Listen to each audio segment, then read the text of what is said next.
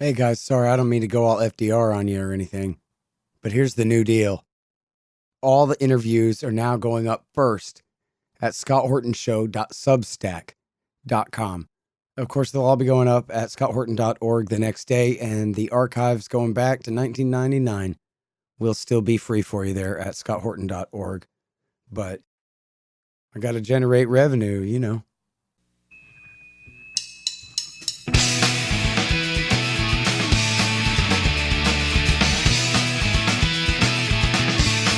All right, y'all, welcome to the Scott Horton Show. I'm the director of the Libertarian Institute, editorial director of antiwar.com, author of the book Fool's Errand, Time to End the War in Afghanistan, and the brand new Enough Already, Time to End the War on Terrorism. And I've recorded more than 5,500 interviews since 2003, almost all on foreign policy, and all available for you at scotthorton.org. You can sign up for the podcast feed there, and the full interview archive is also available at youtube.com/Scott Horton Show. All right, you guys, on the line, I've got Ben Mckelvey. He is an Australian journalist and author of many books. The latest is Find, Fix, and Finish, From Tampa to Afghanistan. Welcome to the show. How are you doing, Ben? Good, Scott. How are you? Very good. Very happy to have you on the show. Really an impressive book, and I've read a lot of books about Afghanistan. Thanks, man. I appreciate that. So, yeah, and you know what? It's kind of over now, and it's a bit of a relief. Wasn't sure how I felt about reading another book about Afghanistan now. I'm so happy to be done with it, but I was very happy to read this. It's a very important book, and I do hope that people will take a look at it. All about Australia's special forces in Yes. the Afghan war there. And of course, regular listeners to this show are very familiar with at least some stories from Australia's war in Afghanistan. And we'll be talking about Braden Chapman and his story here pretty soon. In fact, let's start with that. You know, I'm really proud of the fact that Dan McKnight, after reading my book, Fool's Errand, decided he wanted to found BringOurTroopsHome.us and has pushed Defend the Guard legislation since then and all of that. But my other real proud one from Fool's Errand is Braden Chapman, the Australian Special Forces officer who, or I forget if he was an officer now, but anyway, member who read that book and decided, that's it, I'm blowing the whistle and telling the truth. At least I think that's the way I remember him telling me the story. So he read that book and decided that he was going to do something about it now. So, and he does make a small appearance in your book in testifying against, I'm not exactly sure who all, in these civilian libel trials, I guess, over war crimes accused by he and others in the special forces there. So maybe we can start with that. Tell us what you know about the great Braden Chapman, and in fact, including where is he now and how's he doing? Well, actually, I don't know much about Braden. He's not someone that I spoke to in the book, but he, as you said, he was a whistleblower here in Australia. So he was an electronic warfare operator. So he's a signaller, which was a pretty essential role in the Australian Special Forces operations, especially the kill capture operations, which are the things that are detailed in the book. So he's the guy that had the piece of equipment that would go out with the SAS teams and figure out, using direction finding, so usually mobile phones, figure out where the target was. And then they'd go and find the target. Whoever had that mobile phone, the rules of engagement allowed that person to be killed without any attempt at capture. So these were, essentially targeted killings if the prosecuting force chose them to be targeted killings. And that was kind of at the heart of the problem with the Australian Special Forces mission, because there's a big case that's going on at the moment. So the case is closed. It is a defamation case with a guy called Ben Smith, who is he's probably the most notable Australian soldier. He was awarded the Victoria Cross. He became an executive at a television station. He's got great visibility. And then there are accusations that he committed a number of murders. But the fuzzy line in that case is whether they were targeted killings or whether they were, an extension of what they were doing. But Braden was a whistleblower for the ABC, which is our public broadcaster, and he alleged, and it was proven that at least some of those killings were murders. They were people who were hors de combat, so they couldn't be targeted. I think he probably just got to the point where morally he couldn't reconcile with the things that had happened, so he just had to go forward. Mm-hmm. And now, how many criminal convictions do we have of special forces operators there? We have none. We have none. There's been a lot of conversation about it. There's been a lot of media around it, especially because Ben Smith is one of the people that in the media has been accused. We have a thing called the Office of the Special Investigator, which is a federal entity that is looking at these allegations of murder, because we had this thing called the Brereton Report, which is an internal defence report. And the Brereton Report alleged that there were 39 murders, and those murders are being investigated, and some other murders. But that's sort of happening at the moment. So the only thing that we have at the moment is this defamation case. All right. And then, so in the defamation case, that's the media accused this guy, Ben Robert Smith, and he's, I guess, supposedly the kind of most famous poster boy for the Australian military over there. I don't know if there's an equivalent here. I'd say Petraeus, but he's a big loser general who everybody despises. But this is the guy who, say if Patrick Tillman had not been killed in Afghanistan or something, this is a guy that stature, right? Everybody's favorite enlisted hero kind of guy. And then now he's being accused of... I'm sorry, go ahead. You know Jocko? Yeah, Jocko Willing. Well, I didn't want to bring him up, but that's a good example. It would be as though if Jocko Willing, who's now America's most famous retired Navy SEAL, was accused of all these war crimes. It is, and the interesting thing about Ben Robert Smith is because he's been so visible. The SAS have this thing called protected identity status in Australia, so their identities can't be revealed in the media. They generally don't reveal their own identity because they do this counterterrorism work in Australia as well, not just the gunfighting in Afghanistan. But because Ben was awarded the Victoria Cross, he went and met the Queen. He was very visible. Some other people have been awarded the Victoria Cross, but Ben, he looks like a GI Joe. He's either 6'6" or 6'7". He's massive. He's very muscular. He's got very striking tattoos. And then not just that, he became an executive at a television station. He has the highest visibility of anyone in Australia in the Australian military. He's retired now, and now he's going through this this series of allegations that he committed murders. The media is alleging that he committed murders, and then he's come back and sued them for defamation. And it's a unique case in Australian law because there's never been anything that's been this complex and this big before. So just the legal costs, which will have to be covered by whoever loses this case, will be sort of perhaps $20 to $50 million. So it's not something that somebody would be able to do privately, but because he's got the backing of this television station, there's these two big media organizations bashing against each other, then it's going forward, and it just went on forever and ever and ever. And endless KCs, which are King's Counsel lawyers, super expensive, and that case has been very visible here in Australia as well. And now it's been rested now, and it's up to the jury to decide as of press time here, or how's that?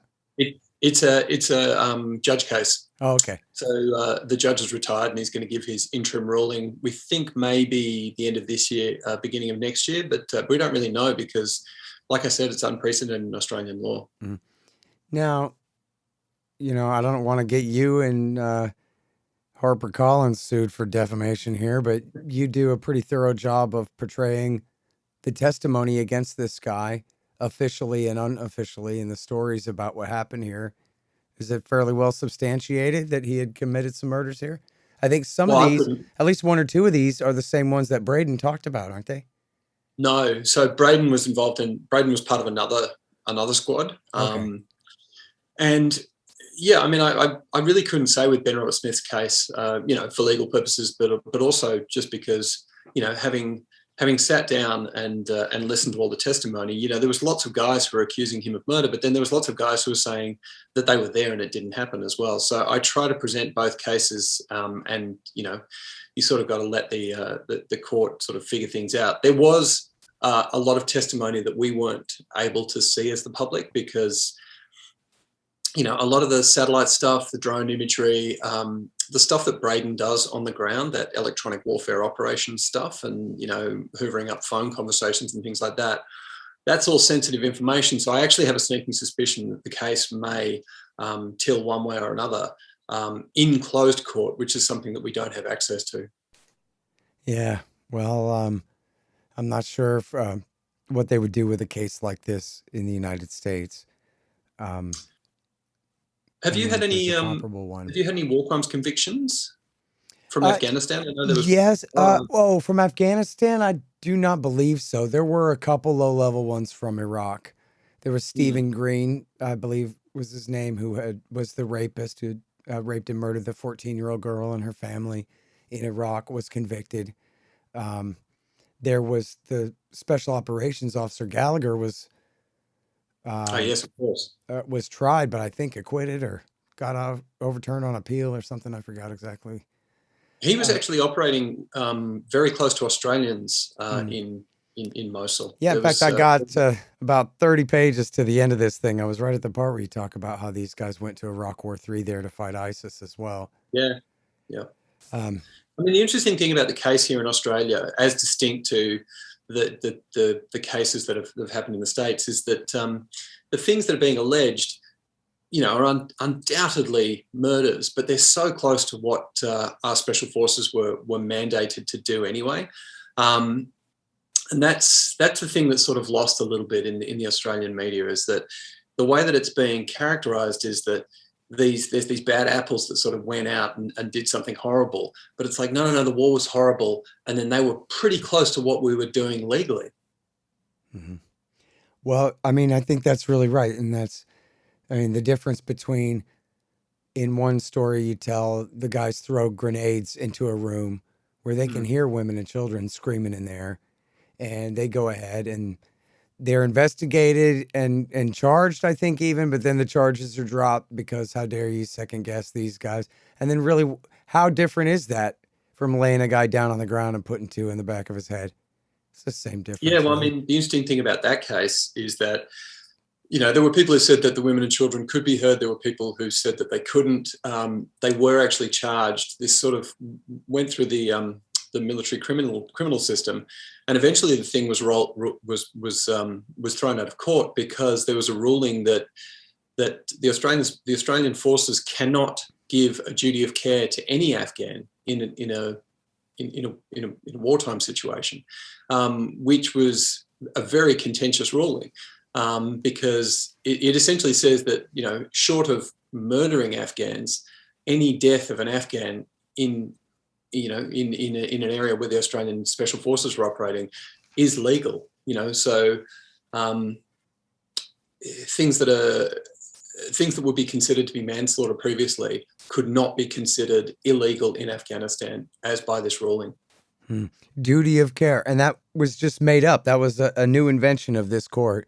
Essentially, almost like the Supreme Court has ruled in America over and over again, like after the Parkland shooting, that the police have no duty to protect you, even your child. If your child is being massacred and a cop is standing right there, he has no duty to intervene. In this case, it's even further. It sounds like they're saying they have no duty to not kill somebody if they are adjacent to a war zone somehow.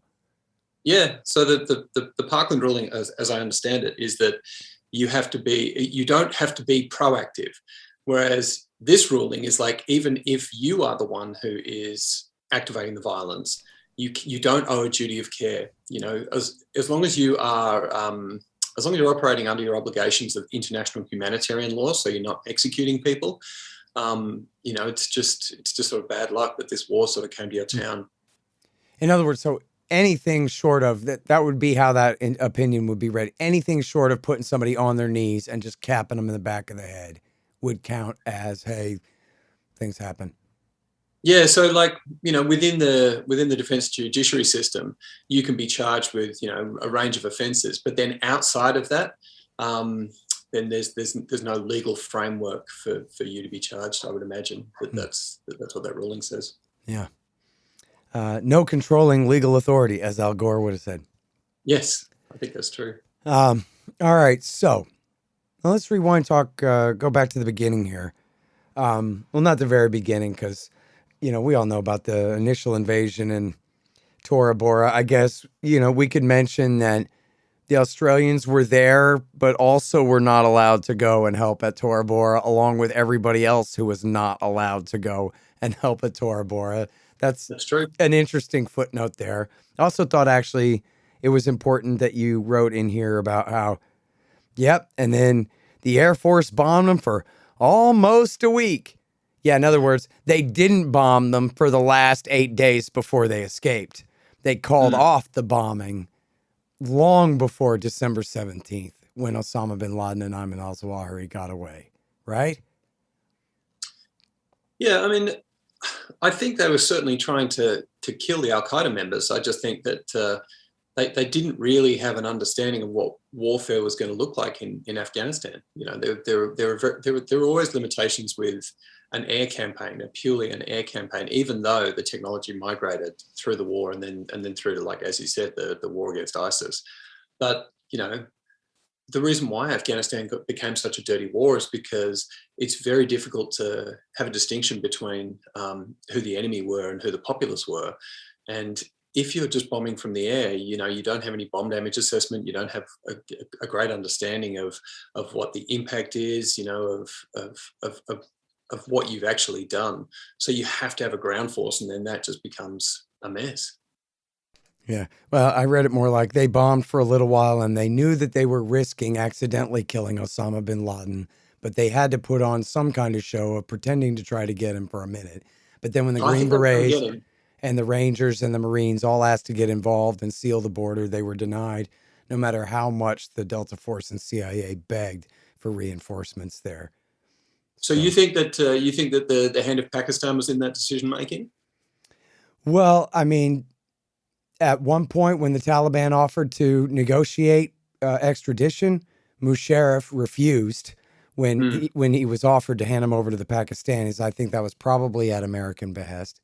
But it's clear that the American CIA in Pakistan had arranged deconfliction with the Pakistani Army and the Frontier Corps to make sure that when the Delta Force invariably chases Al Qaeda across the border, we want to make sure we don't hit our own friends in the Delta Force here. So we have all our deconfliction lines set up and everything. And then what happened?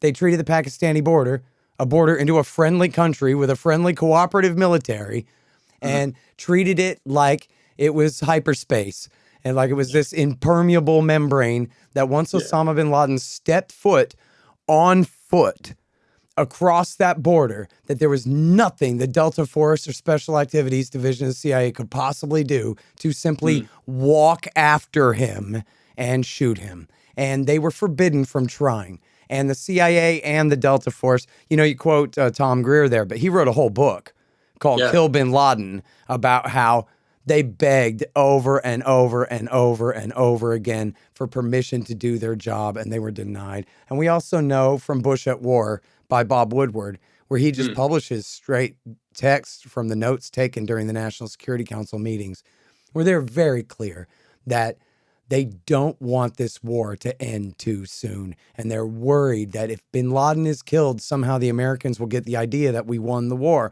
home by Christmas. That's what you get for messing with us. But we want the American people to know this war is going to last through time and space. Maybe we should start bombing Baghdad right now so that they don't get the wrong idea that even if we do kill bin Laden, that we have somehow won the war. And then Bush, the president, announces, well, as long as bin Laden is on the run, then I'm satisfied.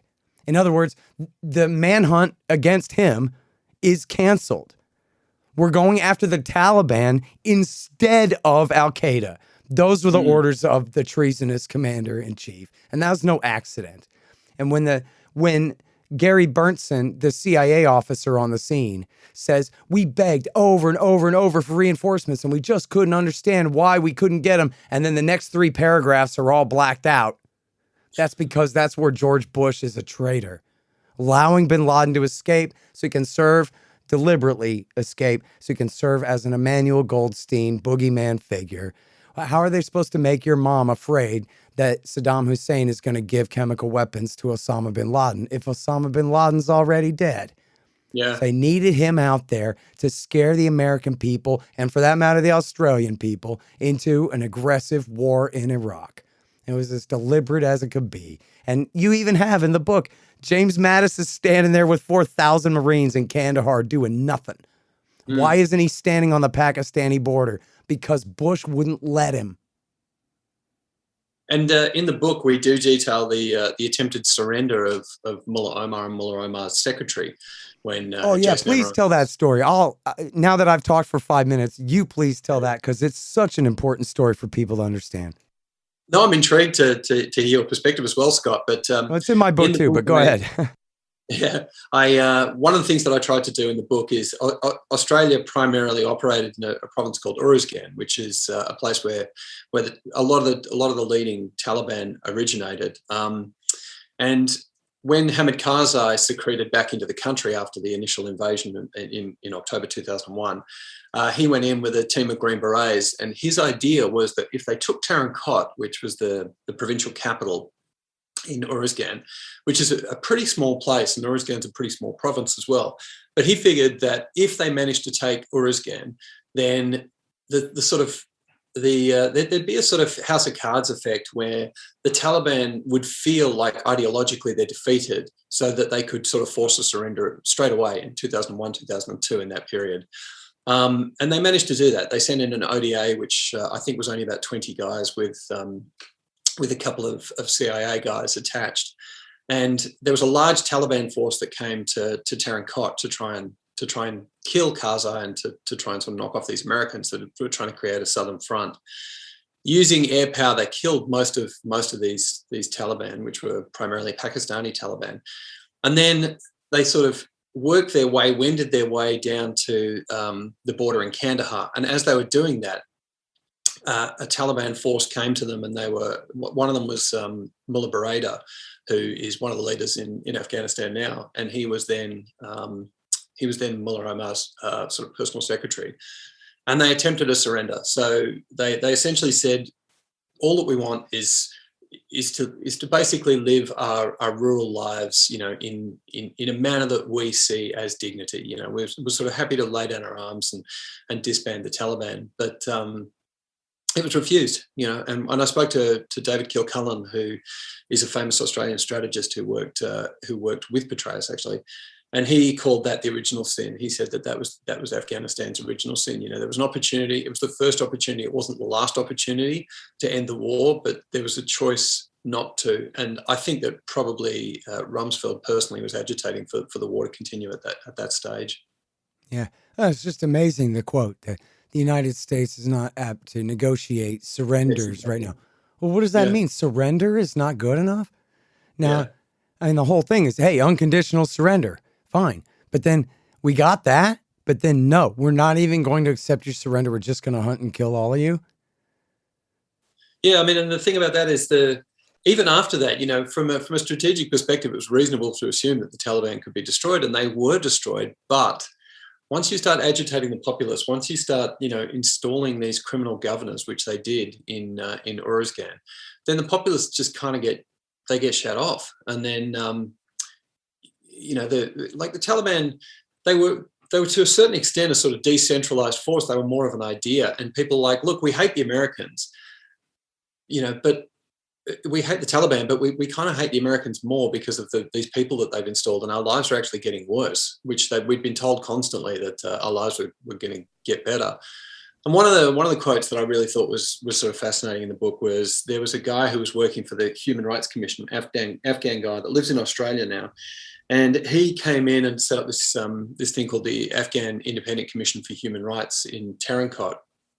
And the American idea of the war in Afghanistan was that they were bringing human rights to the Afghans. This is the thing that we're doing. In the telling Afghans constantly, we're bringing you human rights. We're bringing you human rights.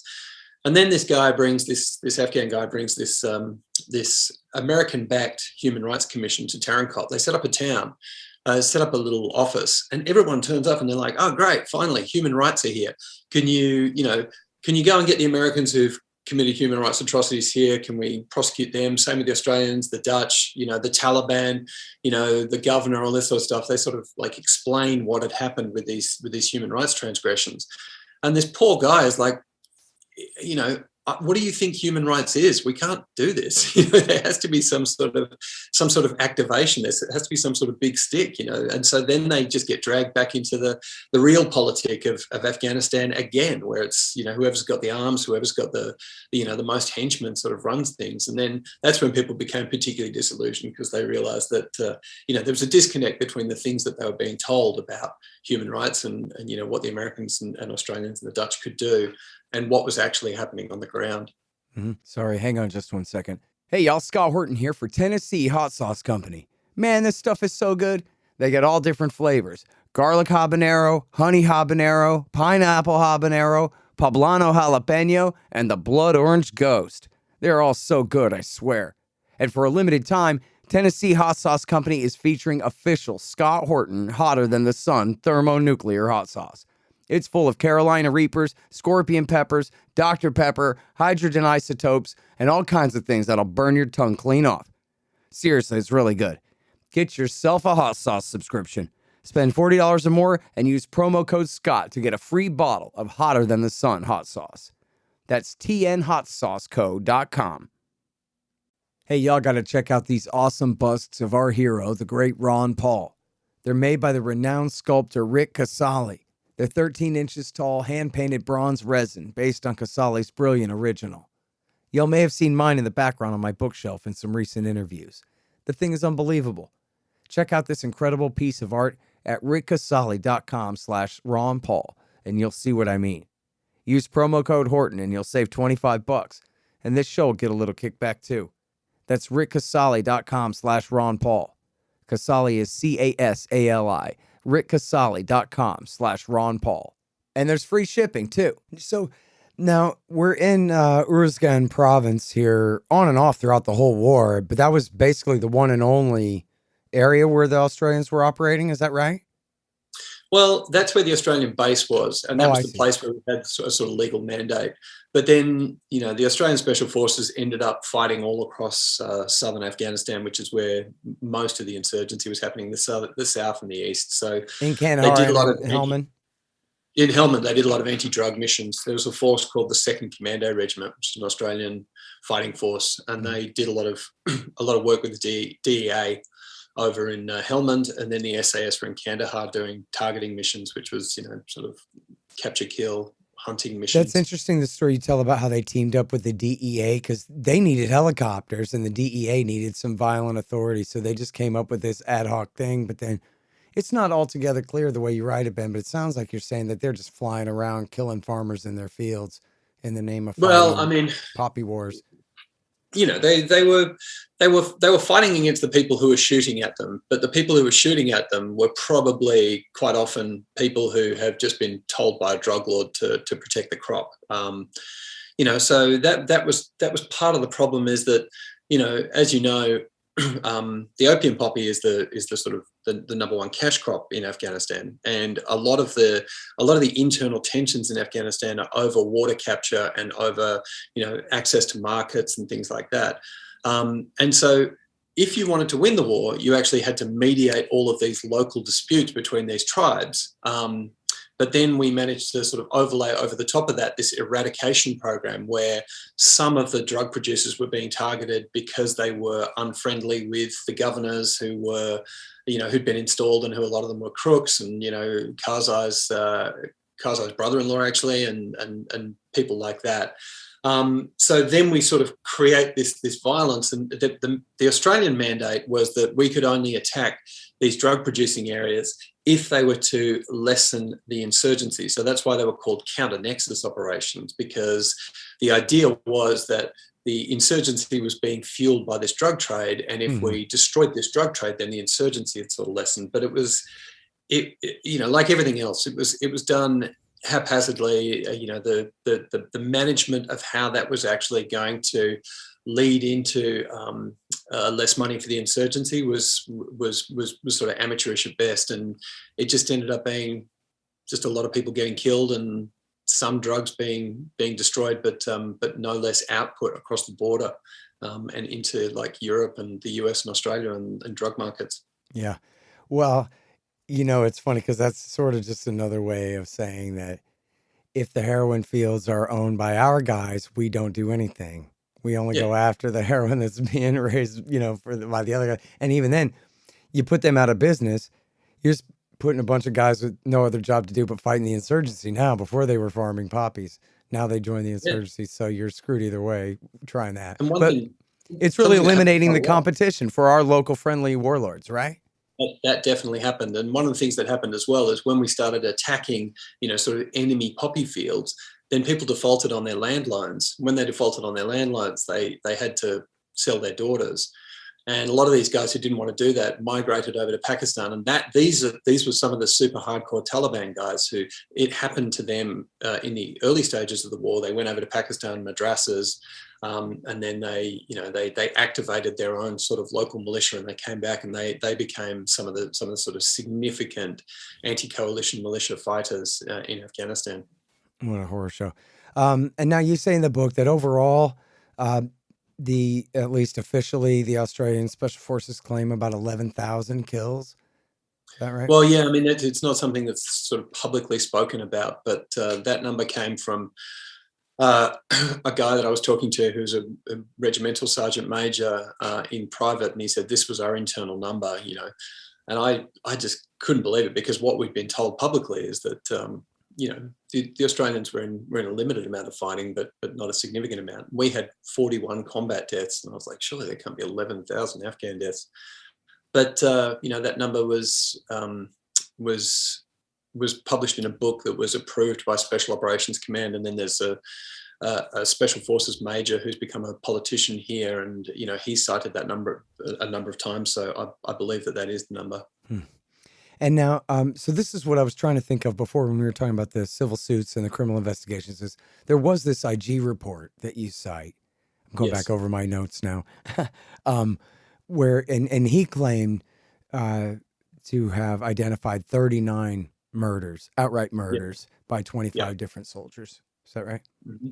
Yes, that's right. Yeah, it's called the Brereton Report. So we've had this sort of drip of information since 2014, 2015 that there may have been some murders in Afghanistan, and then the whole thing eventually, the noise became so loud that they had to do this big internal report, and then it was published in 2020. It was called the Brereton Report, alleging that there were 39 murders. But then in that report, which is pretty detailed and it's public if anyone wants to go and have a look at it, just Google the Brereton Report. It says that there's no command responsibility for any of these murders, which the book tries to detail that, perhaps commanders and politicians didn't know exactly that there were murders going on, but it was reasonable for them to go and do more investigating to have an understanding of what was actually happening in Afghanistan. There was a lot of sort of don't ask, don't tell, plausible deniability, just not wanting to know what was happening in Afghanistan. And that was one of the significant problems in Australia. Mm-hmm. All right. Now, tell us about Jan Mohammed and his son. His nephew. Oh, his nephew. Okay. Yeah. So Jan Mohammed is he's dead now, but he was like an old school power broker in Afghanistan. There was a period where he was anti-Taliban before 2001. There was a time when he was Taliban 2001. It's a very porous thing in Uruzgan as to whether you're part of the Taliban or not, because it's basically where the prevailing political winds are blowing. And so he's someone that has always managed to have this power, or had managed to have this power within southern Uruzgan, whether in southern Afghanistan and in Uruzgan. And he was a guy that he knew Hamid Karzai's father. And Karzai's father was always like, you have to listen to Jan Mohammed, because that's how Afghanistan actually works in the rural areas. So when Karzai came and was installed as the president of the country, he made Jan Mohammed the governor of Uruzgan. And straight away, Jan Mohammed just saw it as this blank check opportunity for him. He wasn't a particularly talented politician in post 2001, but he was someone who was pretty good at enriching himself and using then, especially the American special forces, to sort of hunt and kill his enemies, his tribal enemies in Uruzgan. And, he enriched himself as much as he possibly could until 2005, when ISAF reorganized and the Dutch came in. The Dutch were running things in Uruzgan with the Australians. And he said, the Dutch said, look, we can't work with Jan Mohammed.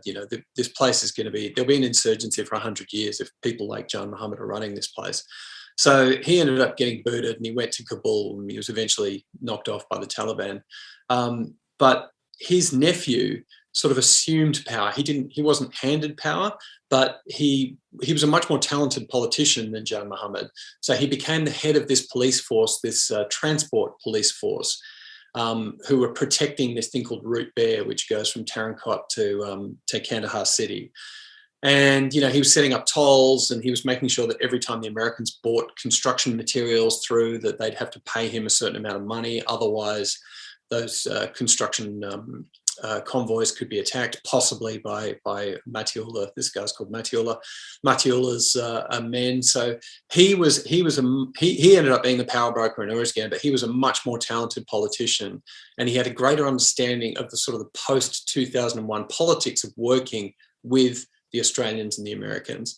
And there's an estimate in the book that he may have ended up earning about $100 million from the Americans and the Australians, just paying these protection fees and, whatever it is.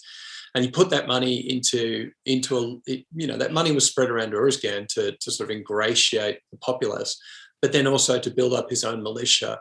And he was a real problem in Uruzgan, because he was an entrenched local power broker who sort of did some of the right things, but with someone like Matiullah in power, you could never have this sort of political equanimity that you required for peace. So you couldn't get rid of him, but then he sort of had to have him as well. And then eventually, he was killed when the whole thing fell apart, and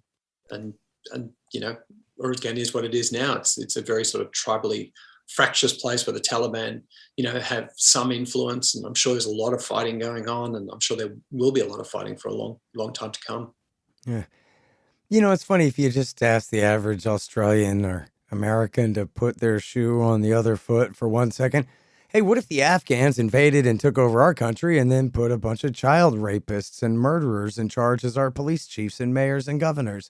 Why, we would probably shoot at them and plant landmines in their way until they left, wouldn't we? Yeah, I mean, that was a sentiment that I got a lot from the Australian Special Forces that I was working with. They were like, they had a real hatred for the insurgents, especially the Taliban. Like, the thing about the Taliban is the Taliban were awful, but to win the war, we had to present a face of government that was better than the idea that the Taliban was presenting. And the Taliban were awful, but at least they were local, so the locals could kind of understand why the Taliban were doing the things that they were doing, but they didn't understand why we were doing the things that we were doing. So we had this blanket of secrecy, and we'd be doing these JPEL raids. I mean, my book's about JPEL, about the kill capture program. Mm-hmm. So they'd come in and they would have had this signals intelligence. They'd have this, they've been listening to somebody's phone, and they know that this guy was a bomb maker and he's bringing bombs in. But the local populace don't know that. So in the middle of the night, some guys blow in some, Australian SAS or DevGru or whoever it is. They shoot him, they shoot some other people, they take off. And for the populace, they just don't understand why that's happened, So they were just like, well, these people are the worst. This is terrible. Plus we've got, like you said, these governors that are these child rapists and these drug runners and stuff like that. So they'd be like, well, why don't we just side with the insurgency, And public information was a real problem in Afghanistan, I think. And what we were doing, we weren't telling the populace here in Australia because it was politically expedient not to tell people, but then we weren't telling people in Afghanistan what we're doing either. So that's why there ended up being so much public sentiment for the insurgency. Mm. Well, I think in both of our books we cite Anand Gopal for a lot of his great work there, and incredible work. Yeah, and of course, No Good Men Among the Living is his great book, and he wrote a bunch of great articles for TomDispatch.com, and he wrote one that I believe came out right after the war ended about down in Helmand province. and how, I guess, the major theme of the article was that there was this horrible, hated criminal, murderer, rapist, torturer, killer, drug dealer, bad guy, who the Taliban had liberated the Helmand province from. Yeah. And when the Americans came, the first thing they did was put this guy back in power. Yeah. It'd be like, if you broke Henry Lee Lucas out of prison and put him in charge of Texas. Like, wait, this guy's a serial killer. We all hate him. What are you doing?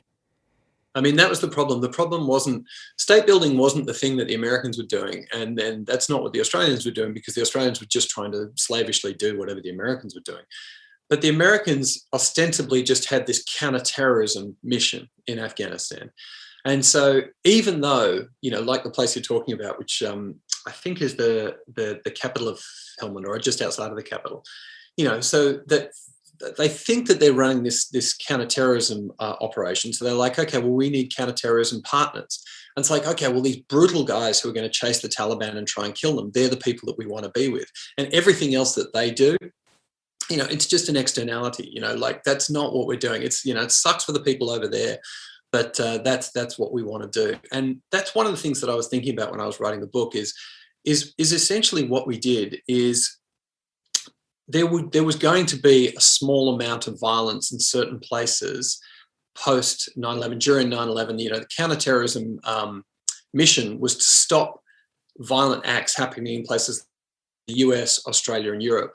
And so what we did is we externalized this violence, but then we sort of maximized it. So, hundreds of thousands of people died in Iraq and Afghanistan to make sure that hundreds weren't going to die in places like Sydney, New York, London, places like that. But I think that they actually, there's been more terrorist attacks in Europe in sort of 2015, 16, 17, 18 than there were the sort of 10 or 20 years leading up to that. So even that didn't work. Even that sort of minimization of violence here and maximization of violence over there didn't work either. So, the strategy was a problem throughout the war, and partnering with these awful warlords was something that was definitely counterproductive. Yeah. Well, and if you take all the domestic terror attacks in America and you subtract out all of the kind of hoaxes perpetrated by the FBI, but you just look at the actual ones, there are some actual ones. And we just, the San Bernardino, I guess, was the very worst of them. But there was the Fort Hood massacre. There was the guy that blew up, I think, trash cans along a racetrack path on some sidewalks in New York and New Jersey. There was the guy from Denver who wanted to blow up the subways in New York. And I was going to say the cartoon contest, but no, that was an FBI frame-up job. But anyway, that's pretty bad too. Now, luckily, we haven't had a September 11th type of a thing. But that goes to show, though, that, all of these guys were young, new recruits. Omar Mateen, the Orlando shooter, and the guy that did those New York attacks, the New Jersey and New York sidewalk attacks I talked about. These are young guys, Americans, radicalized by not even Bush's wars, but by Obama's wars in this, later part of the terror wars before they went and did their. And in fact, I should have said Mateen was worse than San Bernardino. I forgot Orlando for a moment there. But anyway, so we've had some real ones too. And of course, as you're referring to, the horrible massacres in France, all are a direct result of backing and then bombing the jihadists in the war in Syria and Iraq War III and all of that. So, you're certainly right that if the goal was preventing terrorism, well, we sure got a lot of Afghans blown up, and a lot of Americans and Europeans too. And in fact, by the way, talk about that for a minute, if you would, about how the Taliban actually did really resort to terrorism against civilians and against any collaborators with the Americans in some of the most heinous fashion in order to enforce their way. And you talk about, I think, especially in 2011, that we have, America, kills bin Laden and executes a bunch of raids all across Afghanistan. And the Taliban respond by just cutting throats all over the place in a way that the Americans are essentially just dumbfounded and can't do a thing about.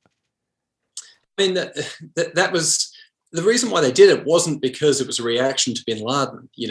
I don't think they actually cared that much whether bin Laden Oh, I died or agree with not. that. Yeah, I didn't mean to Yeah. make too much of a causation there. Go ahead. No, but I think what was happening was there was that famous Obama speech in 2009 about the surge and then the retraction of American forces in Afghanistan. There's a story in the book with David Kilcullen, who was meeting with a couple of Taliban agents in Kabul in 2009 when that speech was given. And they're sitting in this restaurant and they're chatting, and Obama gives this speech, and these two Taliban say to Kilcullen, they start laughing, and they say, "Are you trying to lose this war?" He's like, "What do you mean?" I said, "Well, you've said that there's going to be this surge, but then eventually it says that the Americans are coming." And I think at the time they were planning on leaving in July 2011. And this Taliban agent said to David Kilcullen, it's great, you guys are going to be here until July, but what are you going to do in August? The Taliban are going to be out there talking to the populace. They'd be like, just remember that we're coming back into power. So when bin Laden was killed, I think the Taliban had an understanding that the war was sort of winding down, that this was the Americans having an opportunity to say that they won the war, regardless of whether they won the war or not. At least they'd achieved one of their goals. And so they could have killed people like, that was when Matiullah Khan was killed. That was when I think the mayor of Kandahar was killed. There was all of these sort of puppet figures. I think they probably and could Wally have been Karzai too, right? And yeah, Wally Karzai, exactly. And I think these people may have been able to be gotten previously, but the Taliban's like, well, it doesn't really make sense for us to do it then, because there was also a faction of the Taliban that wanted the war to continue because they were being paid. There were these large construction projects, and they'd been outsourced to private companies. And these private companies want the contracts, but then they want to make sure they actually don't get paid until the work's been completed. So they would actually approach the Taliban and say, we like to do this work, we're getting paid this amount of money, we'll give you this amount of money to make sure that the work can be done, and then you can destroy whatever the project is afterwards. And that happened quite a lot. So there was a faction of the Taliban that's like, we want this war to continue as long as possible. But then in 2011, bin Laden's killed, the Taliban are like, well, okay, this thing's winding down. We should probably start knocking off these power brokers so we can assume power relatively easily when the time comes, when the sort of money runs out. And that's the period that you're talking about. Yeah. By the way, there's a book by a guy named Douglas Wissing called Funding the Enemy. That's all about that. It's a whole book just on that subject. I have a sort of mini chapter in my book about it. He's got a whole book about the billions paid directly to the Taliban by way of these reconstruction projects. And some of it also protection money too, where, for safe passage for goods and services and gasoline to the boys out on their bases that then they're going to fight them with, but they're getting paid and they figure it's worth it. I mean, that's the problem about localized incentive structures. If you have this sort of like overarching strategy, and then everybody has an understanding of the way that works and relates to this overarching strategy, then you're not going to have these localized incentive structures. But like you said, if you're a battalion commander and you're like, well, we just want to make sure that we get our food come through, our petrol, to make sure that we can keep going, if we have to pay the Taliban, then my KPIs are sort of knocked off. And how it relates to the overall strategy, maybe that's a little bit iffy, but the overall strategy just changed so quickly and so often. And, sometimes it was muddled anyway, that everyone's just like, well, I'm just going to do the thing that I have to do to sort of fulfill my obligations. And that was the problem with the Australian Special Forces. They wanted to get these JPEL jackpots, as many as they could, whether it related to peace or not, then, it didn't really matter, because I think a lot of people knew that we weren't going to win the war anyway from about 2009. Right. Yeah, should have known earlier than that. But so, and by the way, it's important to bring up here that David Kilcullen, he and his crew were the ones who said that we could win the war by July of 2011. So he doesn't get to blame this on Obama for making that deadline. Obama said to betray us.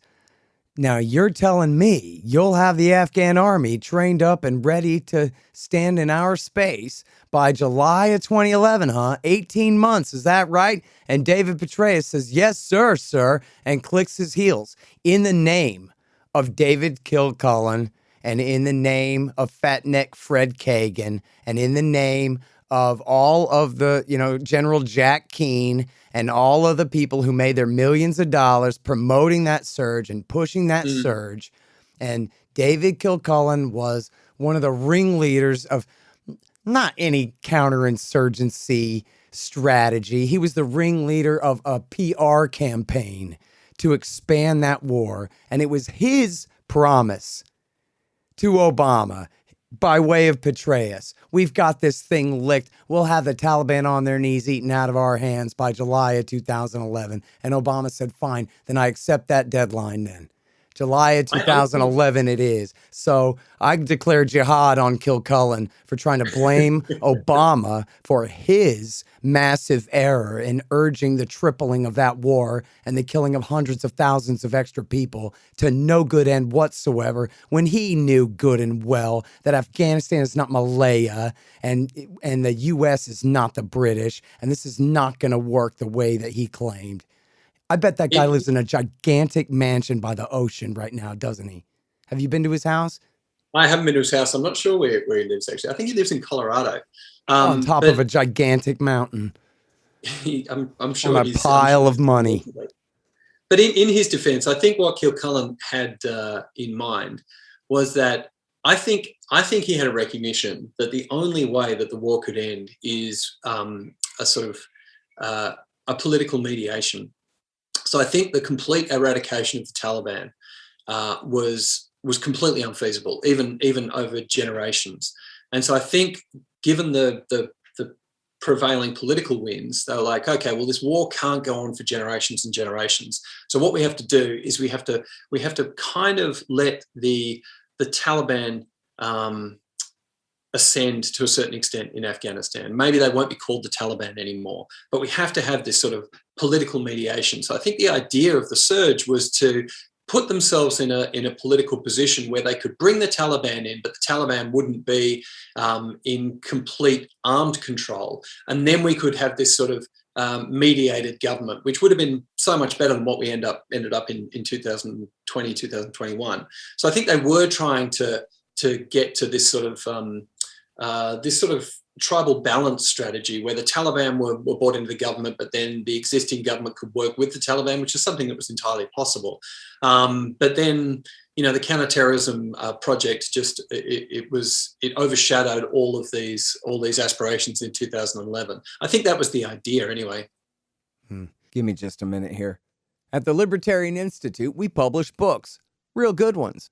So far, we've got Will Grigg's No Quarter, Sheldon Richman's Coming to Palestine and What Social Animals Owe to Each Other, and 4 of mine, Fool's Errand, Enough Already, The Great Ron Paul, and my brand new one, Hotter Than the Sun, Time to Abolish Nuclear Weapons. And I'm happy to announce that we've just published our managing editor Keith Knight's first one, The Voluntarist Handbook, an excellent collection of essays by the world's greatest libertarian thinkers and writers, including me. Check them all out at libertarianinstitute.org/books. And for a limited time, signed copies of Enough Already and Hotter Than the Sun are available at scotthorton.org/books. Hey guys, I had some wasps in my house, so I shot them to death with my trusty Bug Assault 3.0 model with the improved salt reservoir and bar safety. I don't have a deal with them, but the show does earn a kickback every time you get a Bug Assault or anything else you buy from Amazon.com. by way of the link in the right-hand margin on the front page at scotthorton.org. So keep that in mind. And don't worry about the mess. Your wife will clean it up. Well, so in other words, the surge would have worked for pacifying the Taliban if only they hadn't been going after them at night still. It's entirely possible. Yeah, it's entirely possible. But then that's that sort of like unmanaged strategy thing, like the surge had to be in the service of this larger counterinsurgency strategy, which had to end in tribal balance.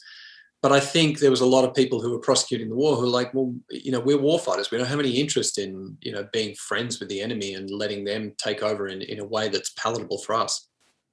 Yeah. Well, in the end, they gave them their whole country back anyway. Yeah, exactly. So, which they could have done all along. And look, I mean, that was the whole thing, though, was you can't have infantry standing around on street corners being officer-friendly traffic cop if there's still bad guys around everywhere. So that's why you have to have the night raids. And that was the whole excuse for flooding the infantry in there is once we have a bunch of guys on the ground, then we'll finally have the intelligence to know who to get with our night raids and our drone strikes. Whereas right now, we don't even know who we're getting. And that was the thing that now total lunatic and then war criminal, Colonel Michael Flynn, had written in his giant PDF file there that was ghostwritten for him about what's wrong with American intelligence gathering in Afghanistan. We don't have enough guys on the ground.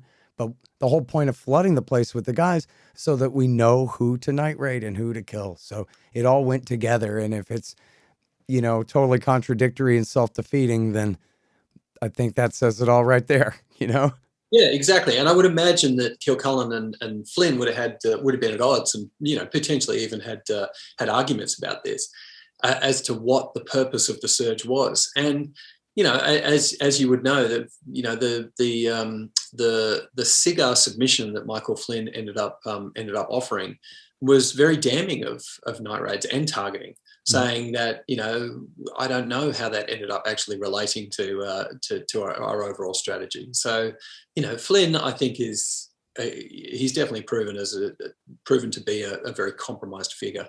Yeah. Yeah, on one hand, I was really happy that the Washington Post confirmed everything I said in my book a year and a half after I wrote it. But on the other hand, I would have really liked to have had access to all that stuff while I was writing it too. But then again, it would have taken me a year longer to finish, so who knows. But anyways, I did thank old Craig, what's his name from the Post, Craig Whitlock, said, hey, thanks for confirming everything I wrote in Fool's Errand a year and a half ago, but he didn't respond. But listen, so let's talk about this group of, especially because there are a lot of veterans who listen to this show, of course, and I bet they'll be interested to hear all about this group of special forces. I mean, it's up to you to make the comparison to the Green Berets or the Rangers or Delta or however you would, which group they're most comparable to, or at least at the start of this, because part of the story is these guys go essentially from like force recon type group to essentially just more like a Navy SEAL or Delta Force team doing night raids, and is a whole kind of change of their culture and change of their mission and change of their specialty and everything from the start of the war all the way through here, right? I mean, that's one of the reasons why a lot of these guys chose to speak to me. Was because they thought that the capability, the SAS capability and Australia's Special Forces capability ended up being denuded and degraded over the war in Afghanistan, because they were a specialised force. And then towards the end of the war, they were doing these sort of endless direct actions. They weren't even doing night raids at that time. They were just day raids, because there was a ruling that they weren't allowed to do this stuff at night. So they were basically doing what were search and cordon missions, which any infantry unit, any decent infantry unit would be able to do that. But previously, they had been like a force recon force where surveillance and reconnaissance had been the thing that the Australian SAS were best at. And part of the reason that they were so good at that and been trained for that was because we had this strategic posture in Australia, and the idea was that we had the defence of Australia was what the ADF, the Australian Defence Force, was all about. So, if there was going to be an invading force, they were probably going to come through the north of the country. We've got massive amounts of desert until you get to the southern cities. So the idea was that the Australian SAS would go into the north of the country, spend a lot of time sort of looking at enemy forces, perhaps doing some sabotage operations and things like that, and waiting for the Americans to come and liberate us. But that wasn't something that the SAS necessarily wanted to do, was because that's not a particularly kinetic thing to do, and it's unlikely that they would ever actually end up doing that. So they assumed this counterterrorism role, which ended up being called the Tactical Assault Group, taking on some close quarter battle skills and serials, and then that ended up becoming, their sort of, their raison d'etre to a certain extent during the war on terror wars. So, they did ended up becoming a little bit more like, the SEALs or Delta or someone like that. But perhaps, for a lot of the operations that they did, it was a sort of dumbed down version of that, because one of the problems that the guys sort of told me about was that they should be a force that is ready for a peer-to-peer conflict, but the combat in Afghanistan was clearly not peer-to-peer, and the skills were sort of disappearing. The SAS now, they've gone through a massive amount of upheaval, but my understanding is that they're doing a lot more sort of grey role stuff. So they're doing a lot of intelligence gathering. They're working a lot with ASIS, which is the Australian Signals Intelligence, Australian Secret Intelligence Service, which is comparable to the CIA, and that's probably what they're doing now. But I can imagine that the regiment's gone through a reset through Afghanistan, because so many guys, so many skills disappeared, so many guys left, and there was so much PTSD after the war in Afghanistan. So they sort of had to reset the regiment. Yeah, well, that's a whole other part of it. In fact, I'll get back to that in a minute because I do want to ask you about that. But first, can we just talk about this JPEL list? Because, as you say, that Yeah. really is the center of the book. Yeah.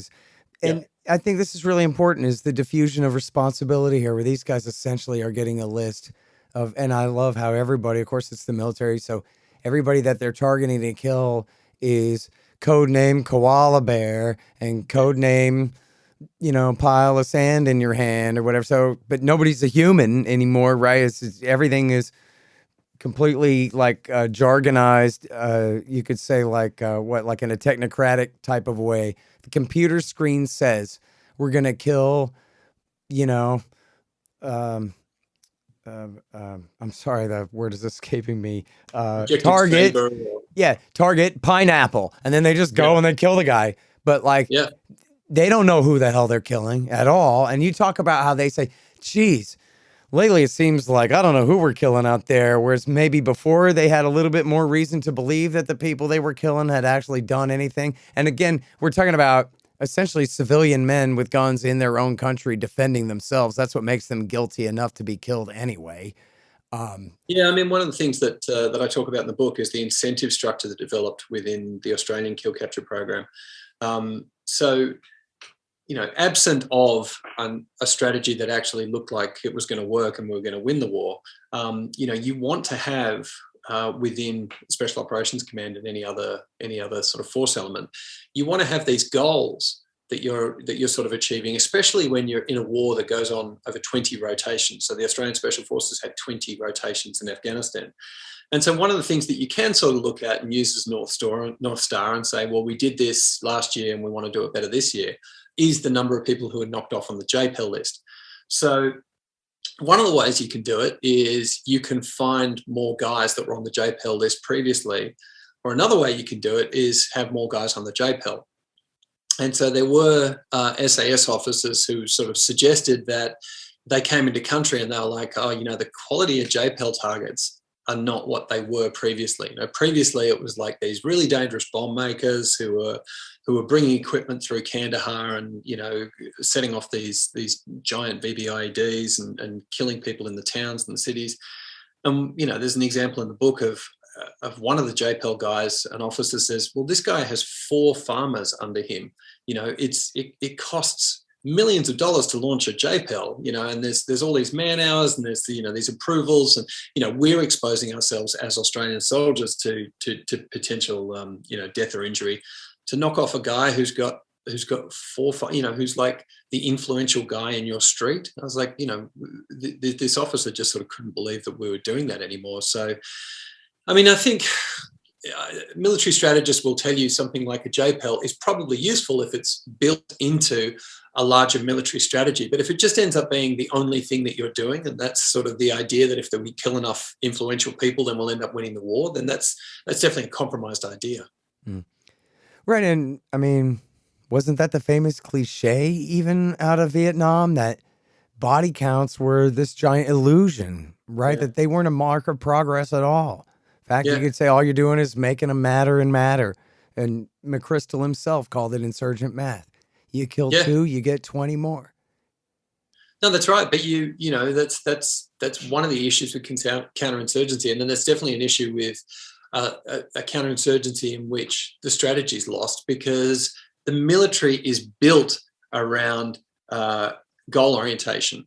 And if you have a nebulous goal orientation, so say for instance the temperature of the populace and how accepting they are of the government that you're installing, the military is not going to accept that necessarily as a goal. But people killed on the kill capture, people captured on the kill capture. That is a goal that is quantifiable and makes more sense within a military context. Mm-hmm. And Gareth Porter won the Martha Gellhorn Award back during the surge. I forgot which year now, because he showed, based on the military's own numbers, on, from the ratio of all the people that they captured and sent off to Bagram, who then were released within 2 weeks, because signifying that they had nothing on them whatsoever ultimately. Well, that was be the same ratio for the people that they were killing on those night raids too. That these were people whose cell phone had been contacted by somebody's cell phone one time, and now they're dead, and so is anybody at their house or their next door neighbor who looks out the window to see what's going on. That was, there's a thing in the book called there's an exploration into a thing called the rule of law cell, which was a project that was initiated by the Australian Special Forces, because there was lots of Australian soldiers that believed in the mission or wanted to believe in the mission, and they sort of believed in capturing over killing, and then putting these guys through the Afghan justice system, and then potentially them spending some time in jail for trying to set off a bomb in their little town. So there were a lot of altruistic guys who sort of went into this thing and believed that it could be done. But as you said, the Afghan justice system, either like a lot of those guys that went into Bagram and then were recycled back into the population, they were guilty. It was just that there was an evidentiary standard that wasn't met, or there was corruption along the way, which happened a lot. There was a lot of guys that were captured in these kill capture missions, and then they'd go to the judiciary, there'd be a certain amount of money paid, and they'd be recycled back into the battlefield. So then that became an issue, an incentive issue in the program as well, because you were incentivized to kill rather than capture. Because if you capture and then recycle the guy back in the battlefield, not only are you seeing him again, and thinking that whatever you're doing is not making any effect, you're also not getting that as a jackpot, which was the metric of success within the Australian Special Forces. Because if that guy isn't convicted for a long period of time, then he doesn't count as a jackpot. So then that incentive structure comes in, and there were endless guys that I spoke to who wanted to do the right thing, but the incentive structure was against them. Yeah. Well, you can see how it works. Now, how much longer can I keep you here? I got some more. Yeah. Come at it. Well, okay. So one thing is what you brought up there about the mental health of these guys. You have a quote from a guy saying, "Oh, none of us have PTSD here because we're not allowed to." Well, that's Ben Smith, the guy who's at the center of that defamation case. So, and now you say that really was the thing where maybe in the regular army, some guys could get some treatment, but among these special forces guys, the risk of being sent home or somehow demoted or taken out of the crew was high enough and severe enough that they would all just essentially keep that stuff a secret. So then, and I think you even say that the officers knew that meant a greater percentage of these guys are going to end up killing themselves and having having much harder lives than if they were taken care of. And so that seems to be like, a real important part of the book here about how true that was for these special forces guys there. It's even more systemic than that. One of the guys that I spoke to in the book was he was the regimental psychologist for the SAS. So, he was sort of, the chief medical officer to a certain extent for the mental health of this regiment. And when they started deploying into Afghanistan, there's a health command, which I'm sure there is in the Australian military and the American military as well, which basically is in charge of the medical management of these forces. So Australian Joint Health Command had these rulings that they recognised that PTSD was a significant issue, and so they had to screen for guys with PTSD. And if it looked like you were going to present symptoms with PTSD, then you were going to be taken out of your unit, and that it was going to be managed and make sure that what they wanted to have actually was levels of PTSD that were near zero. And so this psychologist was spending time with the commanding officers of Special Operations Command and saying, well, we can't do this, because PTSD is going to be a byproduct of what we do. And fighting the war is the thing that we want to do. Like managing our guys is one of the things that we do, but our North Star is fighting the war. So what do we do? Well, you can get waivers and you can get these sort of command rulings within these units if you're in a time of war. So you can just sort of basically sign off on. You can have a veto over these Joint Health Command rulings. So that's essentially what they did. So not only do they have low levels of PTSD within Special Operations Command and the SAS, they had zero PTSD for a period of time. So these guys were coming back to Afghanistan. They weren't reporting any of the PTSD through to Joint Health Command. Everybody's happy because Joint Health Command's not having to deal with it. You know, the ADF brass, they don't have a PTSD issue, but all the pressure ends up being on these soldiers who keep redeploying and are not getting treatment.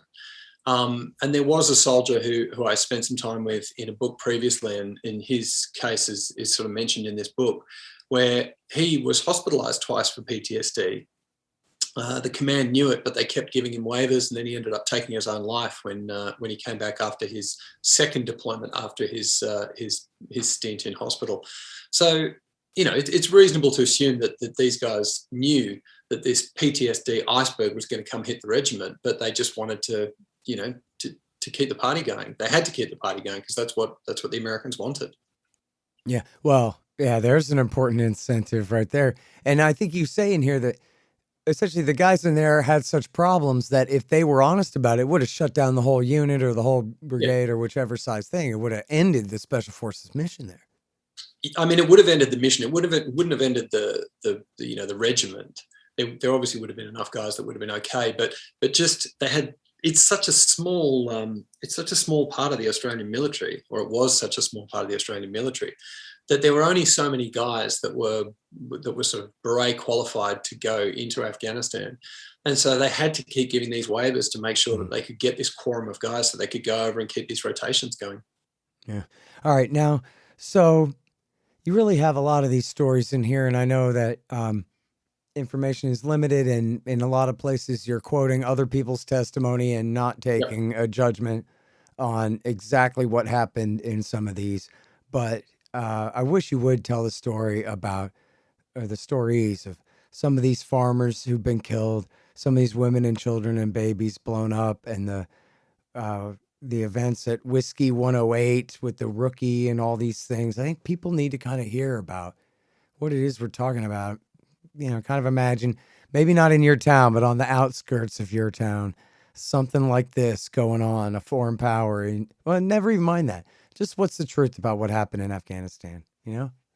Yeah, well, I mean, Whiskey 108 is probably going to be the place where that defamation case is going to be decided. So it was, I think it was 2009 or 2010. It was the Australian regular infantry were fighting with some local insurgents in a place called Darafshan.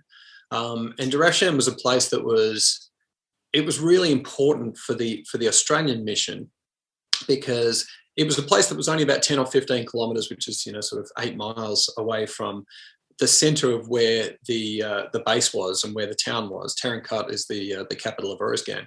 But then sort of 8 miles north, there's this area that's a sort of insurgent area, not necessarily because it's, you know, it would be called a Taliban hotspot, but because it's a place where there's been long enmity between Jan Muhammad and Matiullah Khan, who are the warlords that we decided to partner with, and the tribes over there in the Darafshan area. And this is over water capture. These tribes, the Popolzai and the Norzai and the tribes that were up in Darafshan, you know, they were fighting over water capture and agriculture for generations, you know. So then, you know, we have this sort of Taliban versus Australia and America war, and it becomes overlaid to this sort of long tribal war that's been going on. So there's a fight going on in Darafshan between the Australian regular infantry who are trying to do reconstruction in that area. They're really trying, there's a real effort to try and bring them into the fold and give them reconstruction projects and things like that. So there's a fight going on, and you know, there's a Navy SEAL who drops a bomb on a building there in one of the areas in Darafshan. And then the SAS are sent in to go and sort of like clean things up. And they go in there, and there may or may not have been murders depending on where you fall on this defamation case. So the allegation is that not only were there murders of these guys that came out of a tunnel where there was a cache of weapons. It's not contested that there was this tunnel. You know, there was a tunnel, there was a cache of weapons.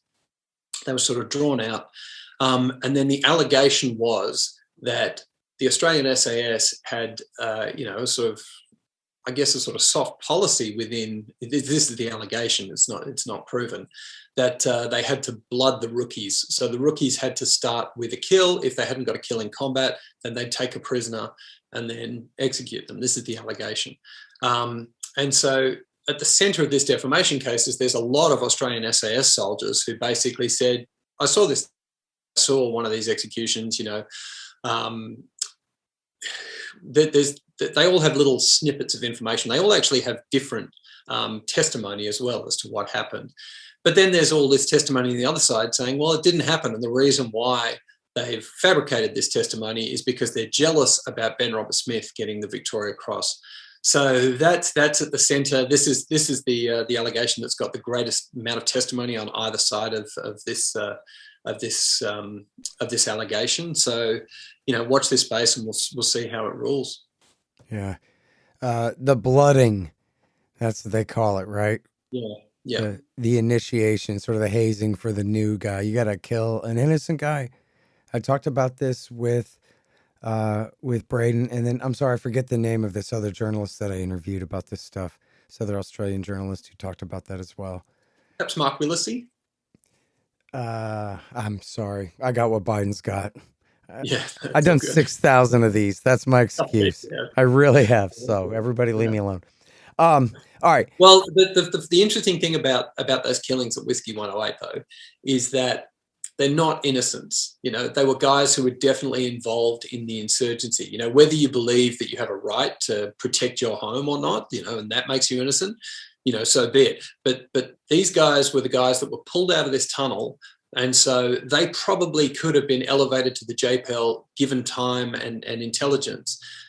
So that is the sort of murky grey area in the Australian Special Forces operations, is like, you know, these killings would be characterised as these murders, and they definitely are if these allegations are proven that they're murders. You know, it's undoubted that they're murders, but they're not a million miles away from what we were doing legally as well. You know, the legal aspect of it and the moral and ethical aspect of it are at odds, and that's one of the things that I wanted to sort of to put through in the book. Yeah. All right. Now, if you could, at the end here, let's talk about Australia's ignominious defeat and retreat from Afghanistan before America's green on blue attacks all the way out the door, huh? Yeah.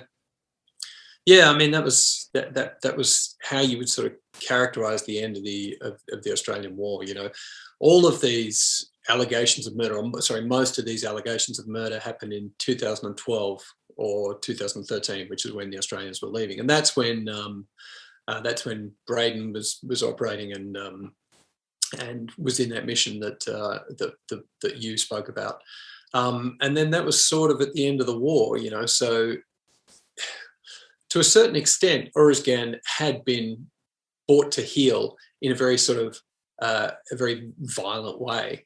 But then the Taliban were prosecuting these green on blue attacks, or they were promoting these green on blue attacks, or these green and blue attacks were just organically happening. And it was a little bit different to the IED attacks, the suicide bombing attacks and things like that, because they couldn't really be predicted. And so from a strategic perspective, it was very difficult to understand, to figure out what to do with these green and blue attacks. And another one of the allegations in this defamation case is that the Australian SAS went to try and find one of the guys who'd been involved in one of these green on blue attacks and had murdered a number of Australian soldiers.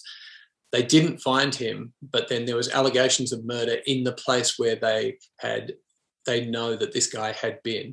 So one of the aspects of this defamation case is the allegation that perhaps the SAS were very angry about this green on blue attack that had happened, that they'd sheltered this guy, and that perhaps there were murders afterwards. So that's one of the things that'll be borne out with this ruling.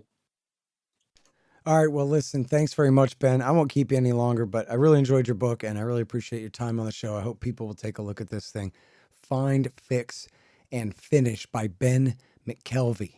Thanks again. Scott, it was awesome to talk to you. It's always great to talk to someone who really knows their shit and also loves their skateboarding. So hopefully we'll see you down here in Bondi sometime soon. Man, wouldn't that be nice? Yeah. You know what? I've been saving up those miles. Hey, come over here, man. We're coming into summer. Hey, old Australian friend Tim, you listening? Let's see if maybe we work something out.